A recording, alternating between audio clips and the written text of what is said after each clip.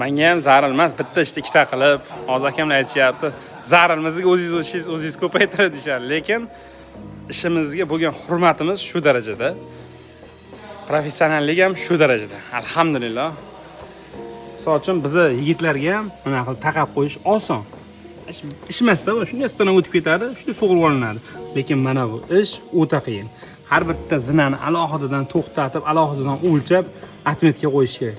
Lekin professionallik mana shunisi bilan qadrlanadi. Ko'rishlar mumkin.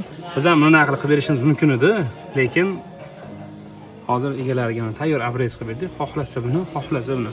Bu bizga qiyin, lekin men o'zimga shaxsan mana shu yoqyapti. Endi chiqqanimni ham aytdim, bu ikkinchi marta chiqyapman. Iloji boricha har bitta detalga, har bitta mijozga professional darajada harakat qilamiz. Shunchaki qilib berishimiz mumkin, lekin buni narsa qilib berganimiz kelmaydi. Bo'yla ishga netcha. Hozir mana shu zinani o'ziga kami 1 kun vaqtimiz ketadi. Har bittasiga alohidadan razmer olgani.